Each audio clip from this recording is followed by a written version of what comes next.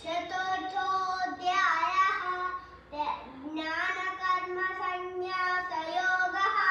श्रीभगवानुवाच इमं विवस्वते योगं प्रोक्तवानहमव्ययं विवस्वान्मनवे प्राह मनुरिक्ष्वाकवे अब्रवीत् एवं परम्परा प्राप्तम् इमं राजर्षयो